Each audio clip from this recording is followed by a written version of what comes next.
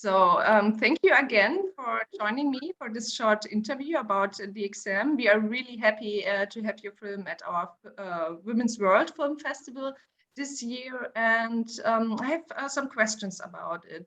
So first of all, I would be very interested to hear why did you choose this topic? How did you came to make this film about the two sisters who try to cheat, and so that one of the girls can enter university?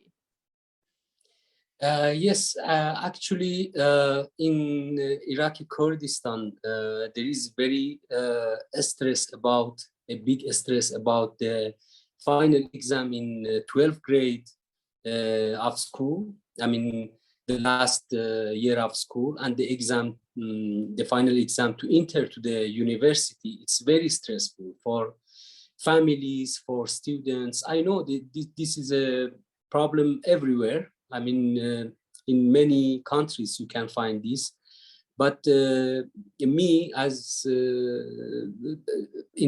and many people in Iraqi Kurdistan. I mean, I have 3 kids, and every family are worried about the exam and the future of their children in university, because it's very stressed, and there is everyone wants to go to the university and go to a good university, and because the exam itself, the final exam, it's very stressed, and it's not like one exam, it's 7, 8 exams. It takes 20 days. So it was few years ago. My daughter, she was in 9th grade, and she also, in 9th grade also there is stress, but not that much. And she talked about some students when they passed by cheating, and they use these Bluetooth devices. Then the first idea came to my mind. First, I make like 1 year research to know what's happening in the school, and I went to schools, to the culture minister, and many places, and I find that there is a big organized cheating, like a mafia for passing the exams. Then the idea, when I was researching, I find a girl which she helped her younger sister. Actually, I can say most of the stories inside the film, they come from reality, but of course it's dramatized, and it's became like a fiction. But the idea of 2 female characters came from the reality. And then I find, even if a girl or 2 girls going through this how I can say, this organized cheating, it will be much more difficult for them. And of course, I wanted to show a picture of female issues as well in Kurdistan, and probably many stories inside the exam, but it's still, I think it's unique. It's unique. Mm-hmm. Yes, that's really interesting. And I also was thinking about cheating, and it's interesting to hear that it's something really what's happening, because I was wondering, did it really happen that somebody is cheating via Bluetooth? And that's interesting to hear that, yeah, this happened. No, even now, it's last year also, it was like this. I mean, if a few months ago, 2 months ago was the final exam, and in the city that now I stay in Duhok, they arrested some people regarding this cheating. I mean, it started like 15 till 15 years ago, and still it's continue. I mean, every year the government has a problem with such a things and the families, and but it's still I mean it's happening, and even as I told you, as I mentioned before, I mean the whole stories inside the exam, it's come from reality. Even the guy which called himself engineer, I saw him, the head of mafia. I saw him in personal. I mean, the guy which he wasn't engineer, of course, he was, but he was a lawyer. I mean, it was really. I mean, for me also was shocked when I started to write the script with my fellow co-writer. I asked myself, do the audience believe this story as a real story or as a fictional? But it's come from reality. Yeah. Mm-hmm. Yeah, that's interesting. And I wonder, why did you choose the framing of forced marriage, which is really a cloud hanging on the girl's future? And I was wondering, why did you choose this framing? Of course, forced marriage also happened many times in Iraqi Kurdistan and many places in the world. And but also, the lady that I met her, she told me the story of her younger sister, which their parents passed away, and he couldn't pass the exam for 2 years, and her big brother make a condition for her: if you can pass this year, okay, you can go to university. If not, you should marry one of my friends. So also that one was real. But in the film, it's like I use it for like element of also of drama in the film. Mm-hmm. But it's happened many times. I mean, it's not, of course, not everyone like this family. It's in Kurdistan now, the female issue also going better, but still we have many people who do this forced marriage.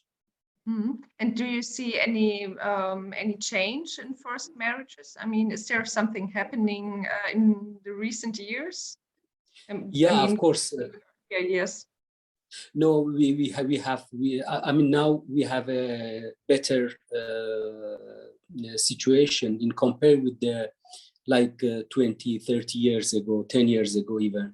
Now we have women in many positions, in the high positions in the society. I mean, but still in the village and in some low class, if I can say low class people, they still you see this forced marriage. I mean, we have many types of many. I mean, in the women, we have very strong women, of course. We have fighters, like what happened few years ago in Rojava in Syria, in Kobane, but still there is some women which in the village especially, they do this forced marriage, or they obliged to do many things as well. Mm-hmm. And I wonder if it was hard for you to get funding for the film. I mean, I don't know, how did you fund? We get fund from Süleymaniye city, because in the it was shot in Süleymaniye, a city, a big city, one of the biggest city in Iraqi Kurdistan. It's a co-production between Iraqi Kurdistan and Germany, with Mythos Film in Berlin.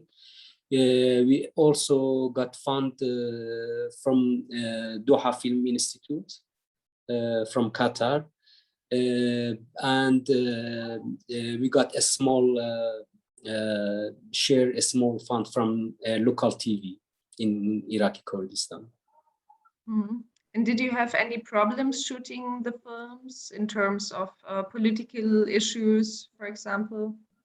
No, not at all, because hopefully, I mean, in Iraqi Kurdistan nowadays, everybody is talking about such a corruption and education system. I mean, the government itself says that we have problems. So, in my opinion, they should be happy for that because it shows underground cheating and problems.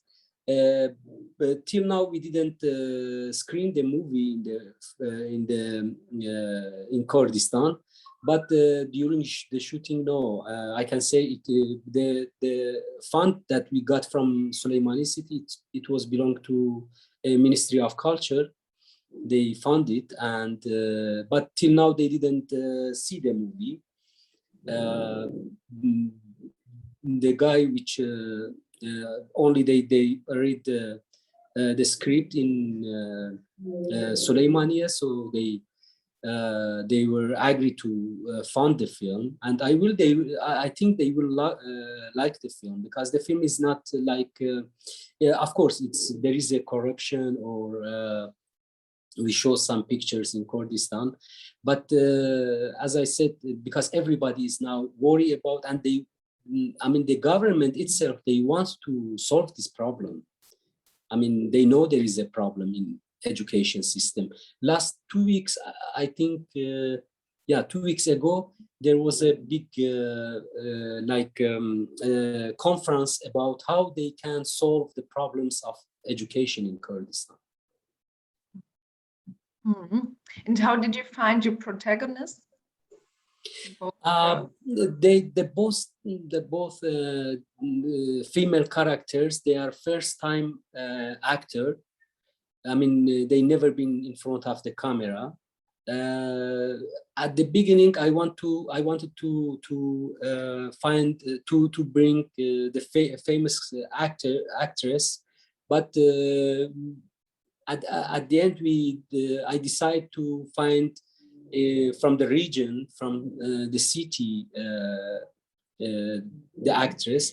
So we started to announce that we need we need actresses, and we made a casting which was very good. I mean, for the first time, it was like more than 300 female women, and it never happened in the region. I mean, we have lack of actors and even actors, but many people came, and I find this two actresses, Avan and Vanya, which they never been in front of the camera. It was a challenge also for me to work with them, but I think they were successful. Yes, I think so too. And did the film already premiere in Iraq, Kurdistan? Is there a festival where you could? No, not yet, but next month, probably next month, it will be premiere in Kurdistan. And I hope we can screen the film also in the other cities, not only in one city, because it will be premiere at the festival. But I hope we can screen it in many places, because you know it's not easy to screen the movie in Iraqi Kurdistan, not because of the pandemic or the new situation, but also because we don't have a good cinema, especially in the small cities. We have only a new cinema in the big cities, in the like shopping center, mall, like this. So you think there is not a problem with the topic of corruption?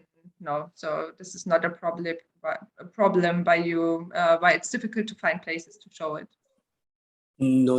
There is no problem. You know, in Iraqi Kurdistan, till now we don't have the censorship or something like this. I mean, even Ministry of Culture, they are very, I mean, they help the projects, but they don't have censorship till now, and this is very good in Middle East. But till now, I don't know what will be the reaction of